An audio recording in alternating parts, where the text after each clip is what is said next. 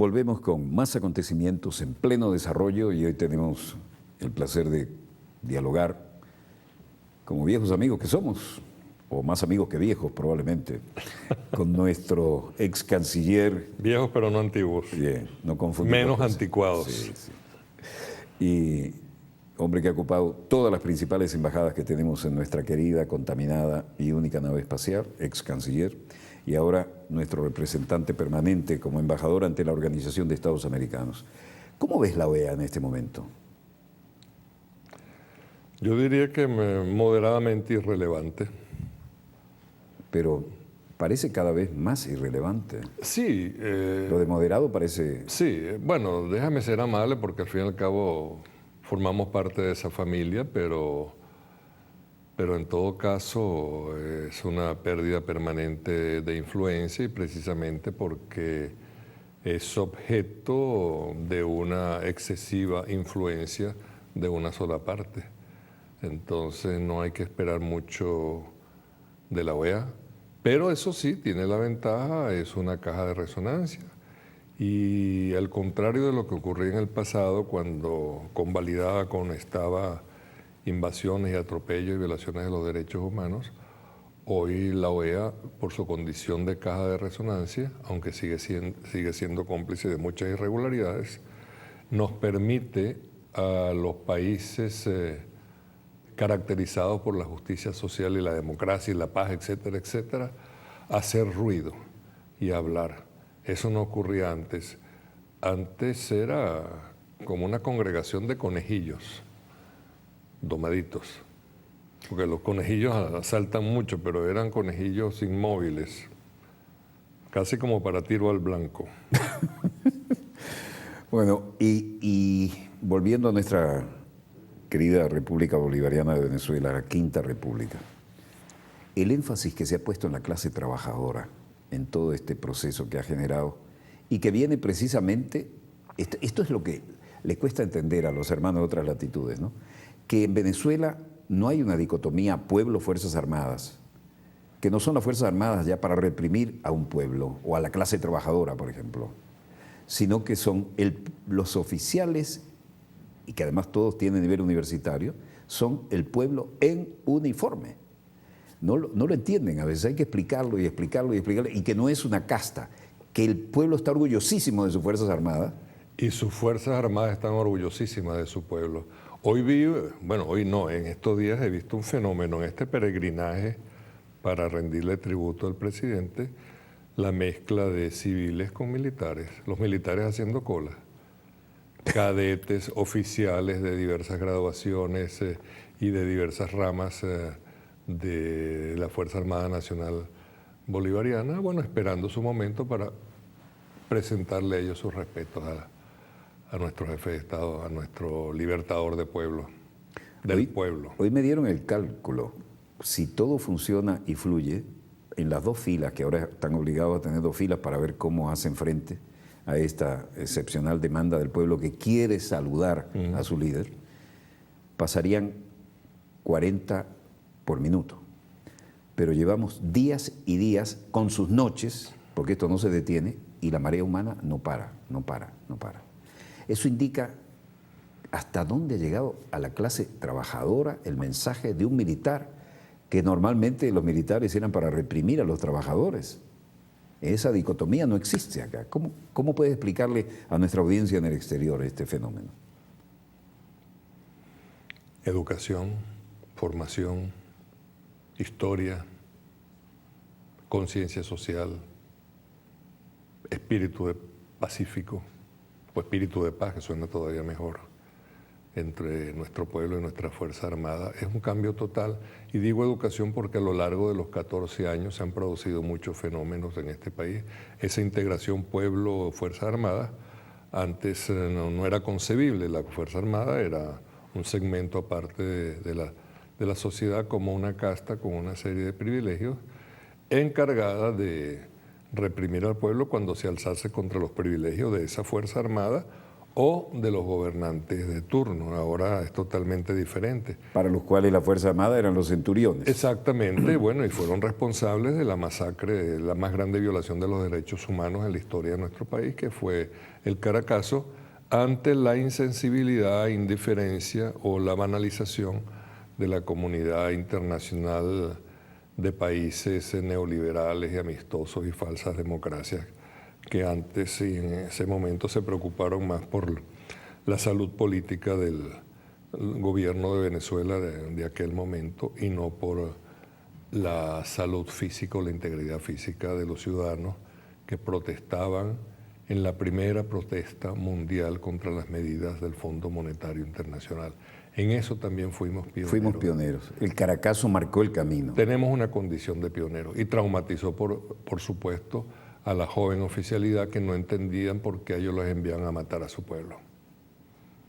Eso cambió.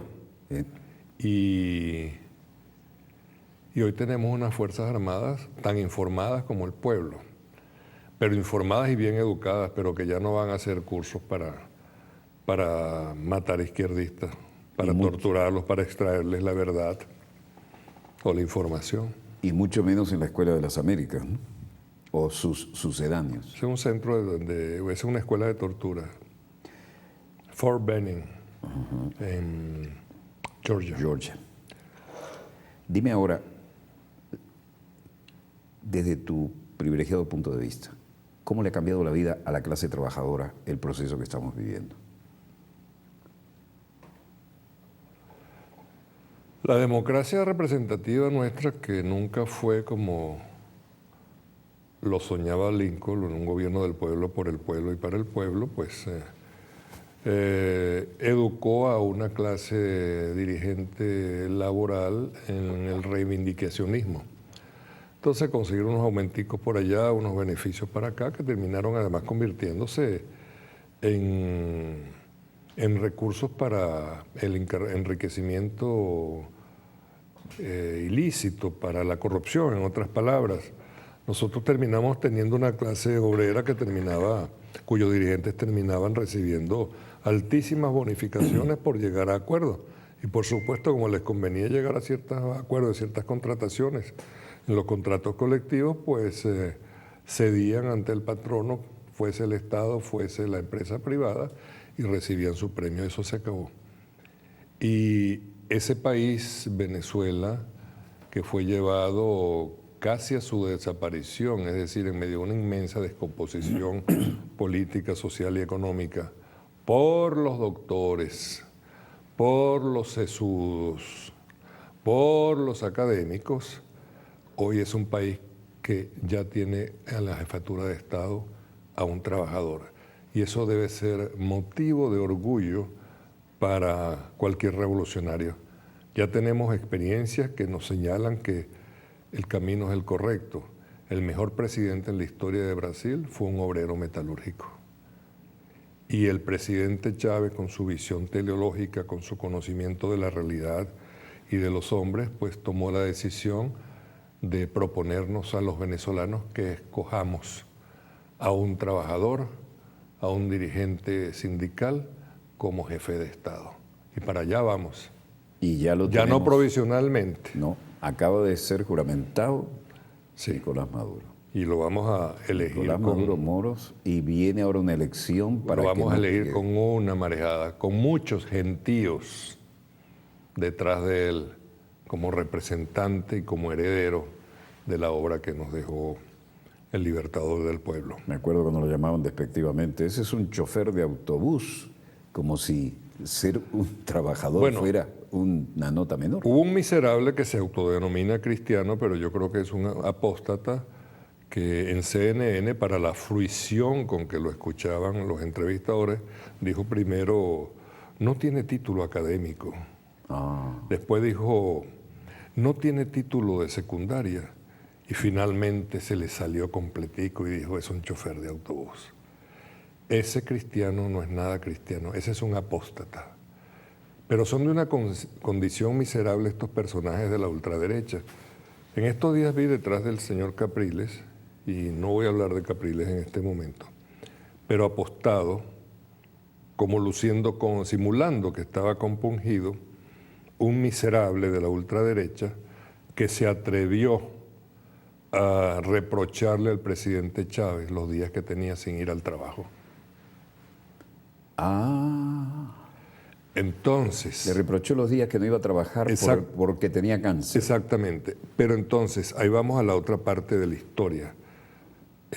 Así como nosotros no estamos aislados de la comunidad internacional, sino que somos parte bien imbricada en ella y además líderes en la comunidad internacional, los que sí están aislados completamente, no en la internacional, porque tienen sus amiguitos en Washington y otras capitales europeas, pero totalmente aislados de su propio pueblo, son estos personajes de la ultraderecha. Por eso se están produciendo estas decisiones donde algunos racionales de la oposición venezolana con espíritu democrático se están apartando y poniendo límite a estos salvajes que han tomado el control de la dirección política de la oposición venezolana. No es por, digamos, no es por accidente que se llaman mood, porque tal como suena en inglés podría pensarse que es humor, pero mood, M-U-D, escrito tal cual, significa barro. Y de ese barro no desearía que hicieran el futuro de Venezuela, todo lo contrario. Lo nuestro es mármol, piedra fuerte para construir una patria diferente, para seguir construyéndola como herederos que somos del sueño. Del mármol con que se fijan las cosas para el futuro en la para historia. Siempre. Sí. En los grandes monumentos. El barro se quiebra. Hoy es un día de profundas emociones y no deja de asombrarme.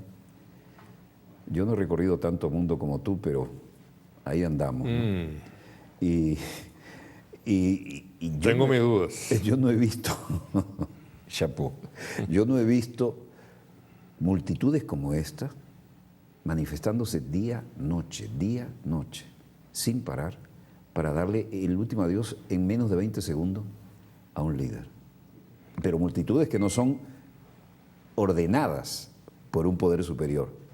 Multitudes que espontáneamente se han ordenado a sí mismas con una disciplina que hablan de un pueblo educado, de un pueblo respetuoso, ¿no? Y lo que tú decías, los militares haciendo cola al lado de los civiles para ir a la academia militar a estar 20 segundos delante del féretro. En otros tiempos habrían ido primero los militares y se habrían coleado, que es la manera que tenemos en Venezuela para referirnos a la acción de saltarse los espacios sin derecho a ello.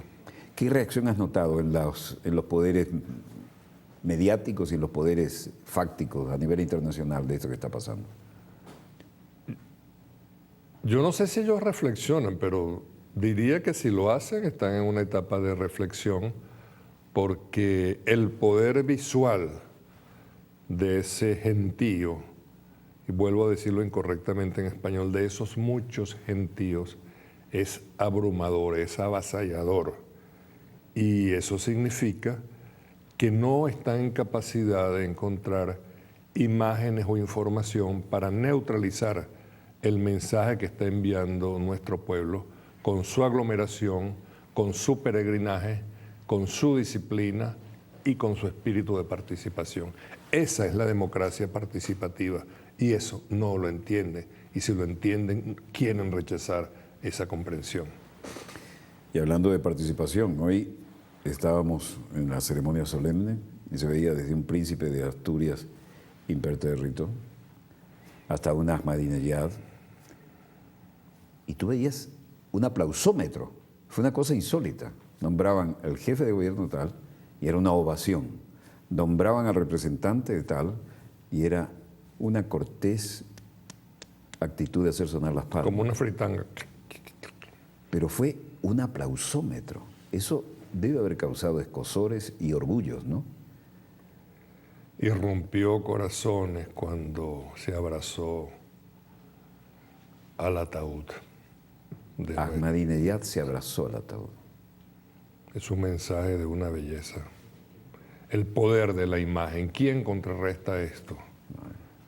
En la dictadura mediática internacional. Solo con montajes, solo con mentiras. Yo me di cuenta de la calidad humana de ese hombre que habla tan suave, que habla con tanto respeto, cuando tuve el honor de ir a Teherán a entrevistarlo en forma exclusiva. Y realmente cuando llegó aquí, la gente que lo conocerá, me imagino, a través de nuestros servicios internacionales, a través de Dossier, pero nosotros no editorializamos necesariamente en apología a la persona, sino a las causas, ¿no? Aquello fue un aplausómetro. Algo que tiempo atrás podría ser algo tan distante e indiferente para nosotros. Rompió la aguja. Rompió el decibelímetro. Exactamente. Y el aplausómetro saltó. Y lo mismo pasó con todos los líderes progresistas, ¿no?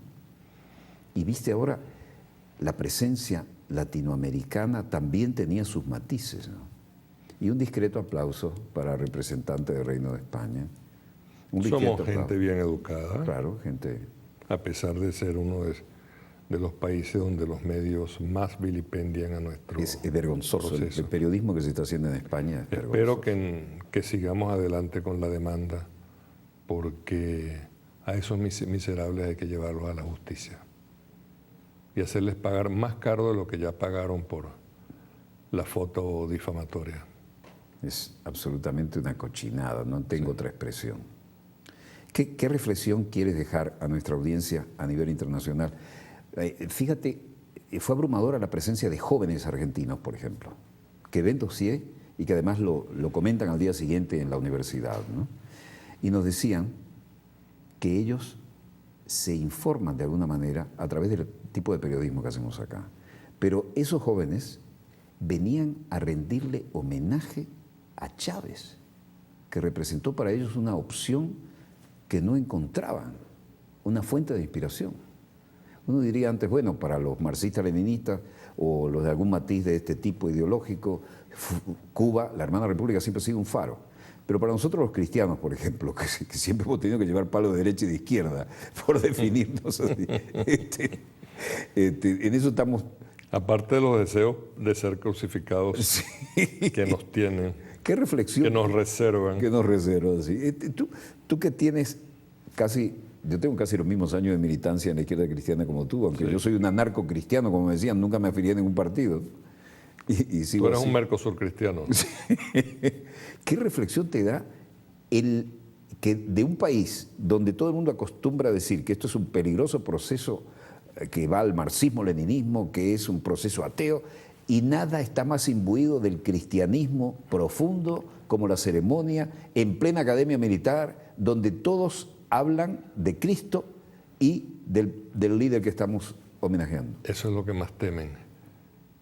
El presidente Maduro, en su discurso de juramentación, hizo una referencia muy interesante a cómo a un grupo de jovencitos de extrema izquierda, el presidente, entonces no presidente Chávez, los bajó a la realidad y les dijo algo así como, bueno, sí, está bien, estudian a Marx, Engels, Lenin, etcétera, etcétera, pero tienen que afincarse en las raíces de la realidad venezolana, y la realidad es que aquí hay que hacer una revolución que sea bolivariana y que sea cristiana. Y eso es lo que se corresponde con nuestra cultura, mucho más allá de lo que nuestro interés intelectual y nuestra aceptación política de filosofías o de tendencias o corrientes pueda permitir. Pero en ese sentido, yo esta mañana dije un concepto que para alguna gente va a sonar incluso jocoso, cuando no exótico. Yo hablé de trotskismo cristiano. Eso nadie lo conoce, es una invención que he hecho, admirando como admiro al personaje, pero creyendo mucho en ese concepto de la revolución permanente. Entonces, como hay un contenido cristiano en esta revolución que estamos haciendo en Venezuela, un contenido cristiano determinante, pero vamos a agregarle también lo de la permanencia, o sea, que estemos permanentemente en revolución, porque lo voy a decir en lenguaje coloquial venezolano, las revoluciones pueden tender a achantarse. Entonces, si no somos vigilantes, si el poder popular no ejerce control social si no desarrollamos un espíritu autocrítico, inclusive feroz, corremos el peligro de sucumbir a los halagos del poder o a las debilidades de la voluntad. No, y además aquí las bases ya se acostumbraron a gritar y a ser oídas por los comandos, ¿no? Eso es maravilloso. Bajan línea, no nos gusta la línea, Sí. no la aceptamos. En los castigos, por ejemplo, que nos enteramos esta noche, impuestos a los que pretendiendo saltarse la cola que estaban haciendo, son gratísimos. Creo que los tiraban al suelo, los levantaban. Usted quería colearse, o sea, robarse los espacios que no le corresponden, entonces lo tiraban por... Lo levantaban, lo llevaban en andas y lo tiraban en un charco. Sí, exactamente. Por eso yo vi alguna que otra gente con los pantalones, porque eso es una característica masculina. Vamos a hablar del Día Internacional de la Mujer si no da tiempo. Llenos de barro. Y en cuanto al Día Internacional de la Mujer, yo quiero decir algo, porque es de la mujer trabajadora. Nos quedan 4 minutos. Bueno, hay algo importantísimo. Las damas estaban incluidas en todo lo que hablamos, pero hoy es el Día Internacional de la Mujer, aunque si nos ven diferido quede desfasado. Hoy le hice una pregunta a unas dirigentes de la Revolución Bolivariana y les dije, dígame usted el nombre de alguna mujer relevante, conocida dentro de este proceso, que se haya quebrado, que haya saltado para el otro lado. Y esa pregunta la he hecho 1000 veces, no existe. Las mujeres han estado con esta revolución que es feminista y femenina. Como nunca. Es decir, nunca. Lo que tiene el marco legal, además de la voluntad política con que se hizo, la mujer venezolana no la tiene en ningún país de América. En cambio, mucho machote se ha quebrado en los momentos de mayor agresión contra nuestra revolución. Se han ido al otro lado para colocarse del lado de los agresores y no sufrir ni siquiera los impactos de las esquirlas. Claro. Incluso algunos que han pasado en cargos importantes hasta en esta cadena. Sí. Denme un nombre. Bueno, mira, nos quedan 2 minutos para redondear el tema. Esta ha sido, como de costumbre, una charla entre amigos viejos o viejos amigos que hemos compartido muchas batallas. Pero no antiguos ni anticuados. No, nada. Y además, Nada más moderno que un revolucionario. no confundir, yo siempre digo, no confundan lo viejo con lo clásico. Y pongo un ejemplo que a mí me parece muy ilustrativo. Un par de medias se puede poner vieja, pero un par de medias con un liguero negro es un clásico. Eso nunca pasa de moda. Me refiero a la dama, porque hoy es un día. Un par de medias se puede poner vieja, pero un liguero, bella imagen cuando caen. un liguero negro es un Cuando clásico. el liguero no resiste Claro. Ahora, las acometidas. lo que indica que no por cristianos somos menos humanos. Bueno, dejemos el ángel azul y todos los clásicos. Un pensamiento tuyo para cerrar esta jornada que todavía está en pleno desarrollo y que va a seguir siendo objeto de los más duros análisis, ya está siendo, de la prensa facha internacional, pero de la que estamos orgullosísimos. Esa absoluta dualidad, pueblo, Fuerzas Armadas, y ninguna dicotomía en ese sentido. Bueno, ya dijiste unas palabras que son un mensaje: pueblo, Fuerzas Armadas. Fuerza Armada, como decimos Y ahora, el pueblo, en singular. en uniforme, es nuestra Fuerza Armada, no es una casta especial. Exactamente. Aquí es el pueblo en uniforme. Exactamente. Y estamos orgullosísimos de nuestra Fuerza Armada. En esta revolución que es pacífica y democrática, como decía el presidente. Pero no Chávez, desarmada. Pero no desarmada. Por eso el infortunio de Allende, que hizo una revolución pacífica y democrática hacia la justicia social, pero no se lo permitieron.